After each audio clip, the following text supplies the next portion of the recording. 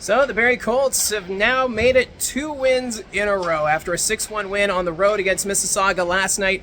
They do it again here at home with a 5-1 victory over the Brantford Bulldogs. And it was quite the game, considering this was the first time that the Bulldogs have been back in Barrie since the playoffs last year, when the Colts eliminated the Bulldogs in 6 games, and that was quite the war in the first round between the two teams when they were the Hamilton Bulldogs.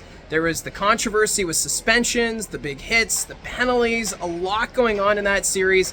And, the Bulldogs gave Barrie everything they could handle in that first round matchup. So you kind of wondered coming into this game if we'd see a little bit more of that, but that really wasn't the case. It was a really well-played game by both teams, well-disciplined, considering we didn't get our first penalties until the third period of the hockey game.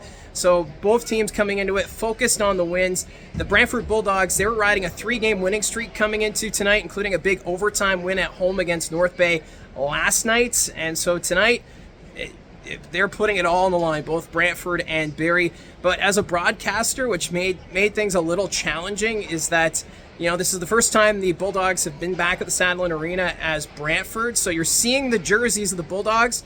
They're the exact same as what they wore when they were in Hamilton. So you're trying not to say Hamilton Bulldogs all broadcast long.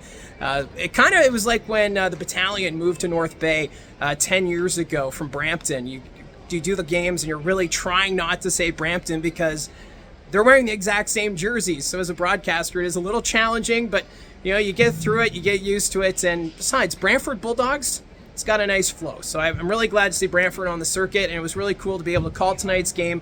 And it was a good one. After the first period, no score. Matteo Drobak and Sam Hillebrandt in net for their respective teams, and both making 11 stops in that opening period. So a really good first frame.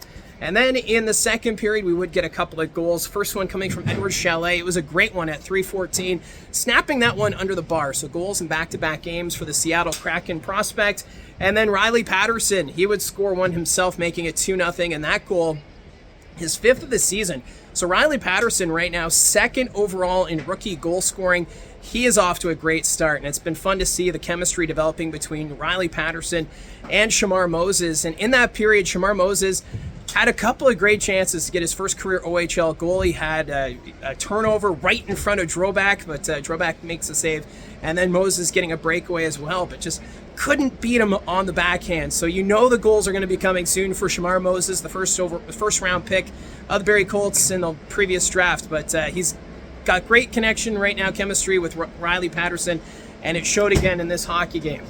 Then in the second period, Connor Punnett, he also hit the crossbar, but he wouldn't be denied a second time as he would make it 3-0 in the third period. That was a great goal from the Colts captain, as making it 3-0. But Nick Lourdes, he would respond, spoiling the shutout bid of Sam Hillebrandt. Hillebrandt, he got a piece of it with his glove, but just not enough as it trickled in, making it 3-1 at that point. And then we got a couple of penalties. It was a 4-on-4 situation. Patterson went down. He made contact with his head on Crombie, but he did come back. So good news for Colts fans that Riley Patterson was okay after making contact with the head on a hit from Roberts. And then after that, power play for the Bulldogs, the one and only power play of the hockey game, but Brantford just not able to capitalize. Their power play has been struggling to start the regular season and had a tough time there. And then Punnett, he would score an empty net goal, and Bo Jelsma, he got a goal before that, and making it a 5-1 final. So a good game overall from the Barrie Colts as they get the win. They've now won back-to-back games to wrap up the 3-3. And now for Barrie, they prepare to go on the road next weekend with stops Friday night in Kingston against the Frontenacs, and then Sunday afternoon against the Ottawa 67. So 2 games that are going to be very entertaining. I wish I was able to go on the road for those 2, but just not going to happen. Not in the cards right now. So we won't do any recap videos after those 2 games, but follow along on the channel. We'll continue to let you know what's going on around the rest of the Ontario Hockey League, and of course the Barrie Colts, as this season wrapping up the month of October, and we're getting ready for the month of November. So it's been a good run so far. The Barrie Colts, a big win here on home ice, and we'll see what happens next. Make sure to hit like and subscribe as we follow along this regular season, and I'll talk to you again soon.